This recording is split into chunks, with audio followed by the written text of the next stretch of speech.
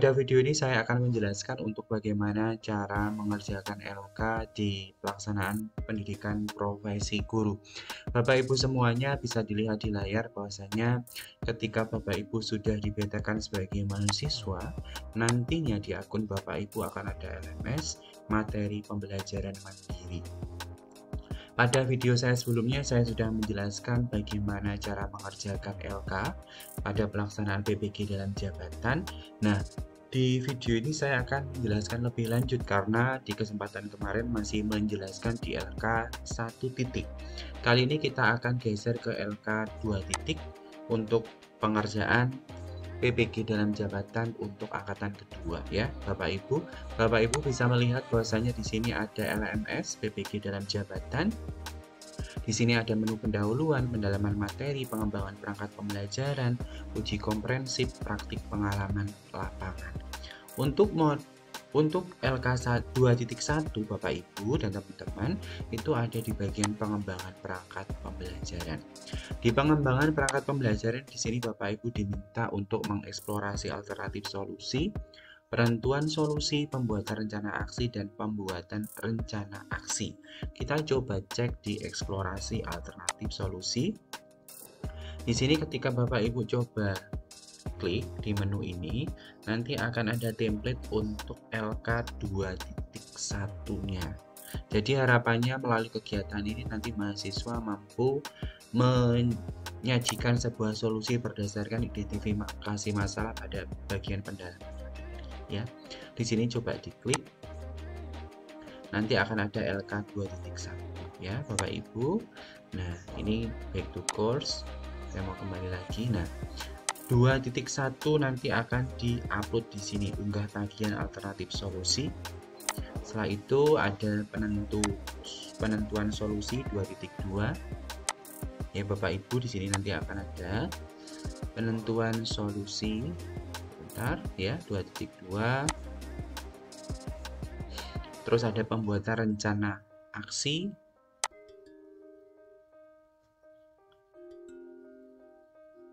Ini juga ada di LK 2 titik. Ya Bapak Ibu, intinya untuk pengerjaan LMS ini silakan Bapak Ibu itu runtut. Nanti ketika Bapak Ibu sudah masuk di pendidikannya akan diberikan lini masa dari LPTK masing-masing, akan dijelaskan, akan ada jadwalnya. Hari ini yang mau diakses apa, besok apa, tingkatnya sampai kapan, itu sudah ada jadwalnya ya Bapak Ibu ya. Itu tergantung LPTK masing-masing, kesepakatannya bagaimana. Pada intinya ketika Bapak Ibu mengakses LMS ini dilakukan secara runtut, sistematis. Jadi kalau pagi-pagi misalnya mau Zoom gitu, klik daftar hadir dulu. Setelah itu masuk ke bahan ajar, setelah itu pengantar pembuatan rencana aksi ya di hari ke-19. Ini runtut, nanti akan ada jadwalnya dari LPTK Bapak Ibu. Nah, untuk mengerjakan LK 2 titik ini bagaimana? Di sini saya contohkan ya, LK 2.1, 2.2 dan 2 titik. Mohon maaf, LK 2.1 dan 2.2. Ini saya contohkan ya Bapak Ibu, 2.1. Sebentar.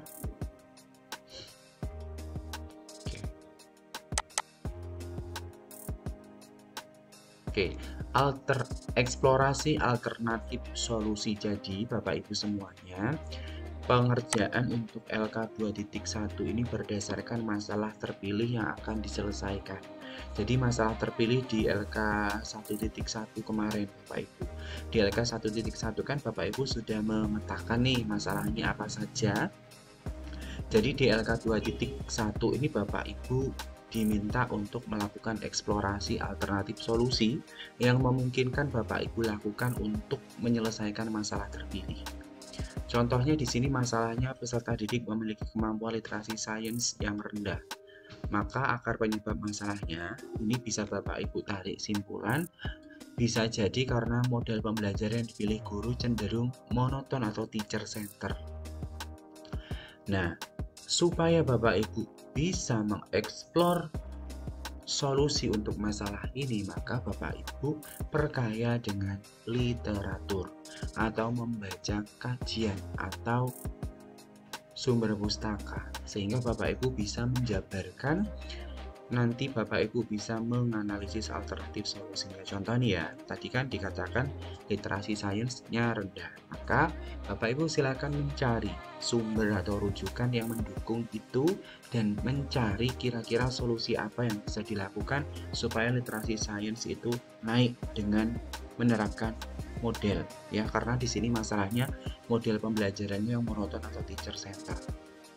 Maka cari saja literatur yang mendukung argumen ini. Contoh nih, literasi sains penting bagi peserta didik menurut Pratiwi DKK 2019. Literasi sains peserta didik yang rendah dapat ditingkatkan dengan memilih pendekatan saintifik menurut Setiawan 2018, Setiawan 2019, dan Najifah 2019.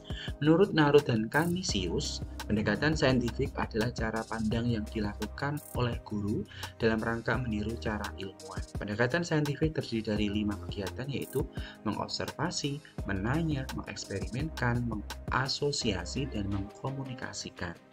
Pelibatan peserta didik secara aktif dalam kegiatan belajar dapat meningkatkan literasi sains peserta didik. Nah, di sini dikatakan lagi, selain pendekatan saintifik yang dapat meningkatkan literasi sains, penerapan model pembelajaran yang sesuai juga dapat mempengaruhi literasi sains peserta didik. Menurut Aiman dan Rizky 2020, hasil penelitian lain menyimpulkan bahwa dengan menerapkan model PBL, literasi sains meningkat. Nah, ini Bapak Ibu perkaya dengan membaca. Terus dijelaskan lagi, ya. Dicari lagi, penerapan model pembelajaran PBL menarik peserta didik untuk mencari, mendalami, dan bahkan menggali informasi tentang konsep yang dipelajari dan bagaimana pengaplikasiannya. Sintaks model pembelajaran PBL menurut Aaron 2012 yaitu dijelaskan. Terus nanti Bapak Ibu cari juga apa sih kelebihan dari PBL, apa itu kekurangan dari PBL. Jadi Bapak Ibu itu ketika nantinya melakukan analisis alternatif solusi itu akan kaya, karena secara literatur Bapak Ibu sudah kaji dari mulai pengertian, apa dampak positifnya ketika menerapkan literasi sains, bagaimana literasi sains itu ditingkatkan dengan model, apa sih kelebihan model itu, apa kekurangan model itu. Maksudnya di sini karena memang masalahnya di model ya Bapak Ibu, gitu.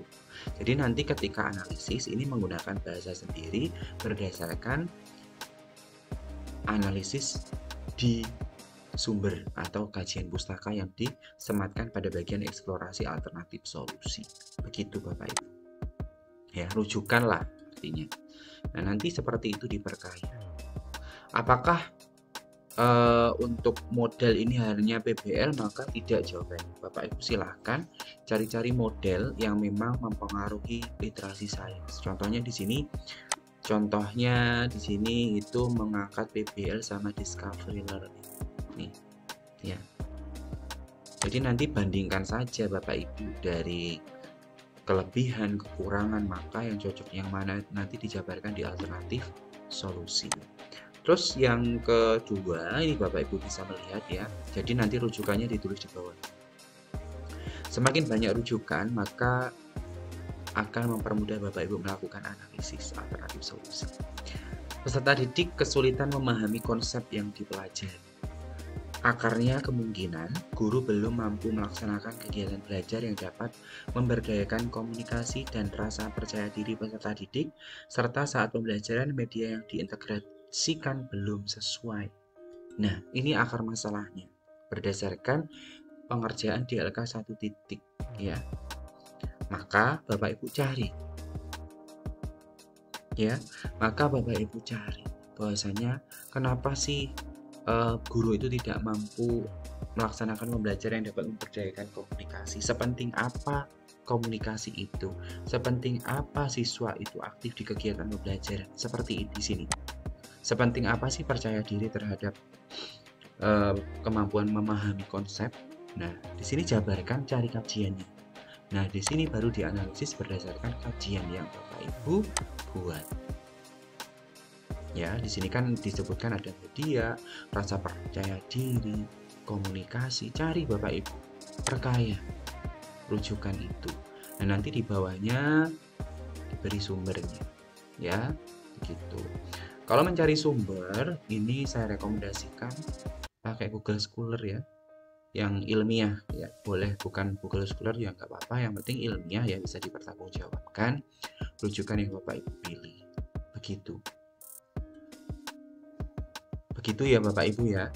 Ini contoh di LK 2.1. Kita geser di LK 2.2. Menentukan alternatif solusi. Jadi tadi kan ada masalah terpilih yang akan diselesaikan. Literasi sains rendah sama kemampuan untuk memahami konsep yang dipelajari tadi ya Bapak Ibu ya. Masalahnya ada dua tuh. Oke, kita coba geser ke atas dulu. Literasi rendah ini eksplorasi alternatif solusinya gimana? Ya kita ambil dari yang LK sebelumnya, LK 2.1. Solusi yang relevan apa berdasarkan kajian? Maka berdasarkan eksplorasi alternatif solusi yang dilakukan dengan melakukan kajian literatur dan wawancara, maka solusi yang relevan untuk masalah peserta didik yang memiliki kemampuan literasi rendah adalah menerapkan pendekatan saintifik, menerapkan model pembelajaran yang dapat memberdayakan kemampuan literasi peserta didik seperti PBL dan PJBL. Jadi nanti Bapak Ibu selain mencari rujukan, Bapak Ibu juga melakukan yang namanya wawancara ya, untuk mendukung ini tadi, untuk mendukung rujukan. Jadi wawancara ini pada praktisi atau pada dosen atau guru ya, yang memang berkecimpung di dunia pendidikan. Ini contohnya saya mewawancarai Ibu Atika Anggraini, ya salah satu dosen di Universitas Islam Negeri ya di Provinsi Jawa Timur. Beliau juga menyampaikan, artinya, nah ini diperkuat dengan hasil wawancara Bapak Ibu. Ya, untuk kesulitan ini silakan Bapak Ibu mewawancarai siapa yang relevan ya Bapak Ibu, dosen biologi misalnya Bapak Ibu ini prodinya biologi, atau dosen bahasa Inggris, atau guru biologi, atau guru yang serumpun gitu. Nah di sini juga ada Bapak Ibu kegiatan wawancara itu ya, dosen juga gitu ya Bapak Ibu. Nah hasil kajian dan wawancara diramu ya, disimpulkan, setelah itu dianalisis. Kalau di sini Bapak Ibu tidak kaya, maka ketika menentukan solusi yang relevan pun tidak kaya, dalam artian bingung, karena di sini sempit pemikirannya. Kalau di bagian sininya kurang, kalau di bagian sininya banyak, kaya akan sumber, kaya akan rujukan, maka menentukan solusi pun saya rasa tepat karena sudah mempertimbangkan banyak hal, sehingga nanti ketika Bapak Ibu menganalisis penentuan solusi pun akan mudah. Gitu ya. Contoh nih, berdasarkan penentuan solusi yang relevan dari hasil kajian literatur dan wawancara, dijelaskan bahwa kemampuan literasi sains yang rendah dapat ditingkatkan dengan menggunakan beberapa alternatif solusi, yaitu 1. Menerapkan pembelajaran, menerapkan model PJBL. Nah, gini ya Bapak Ibu ya. Inilah LK 2 titik untuk pelaksanaan PPG dalam jabatan angkatan kedua, yang dalam hal ini saya contohkan berdasarkan PPG dalam jabatan angkatan pertama tahun 2023 dan PPG dalam jabatan untuk kategori 1 gelombang kedua tahun 2022. Jadi seperti itu Bapak Ibu. Apabila merasa video ini bermanfaat, silahkan tinggalkan komentar di video ini, subscribe, like, dan share video official 1, 2, dan 3 channelnya tentang pendidikan, tutorial, dan data. Wassalamualaikum warahmatullahi wabarakatuh.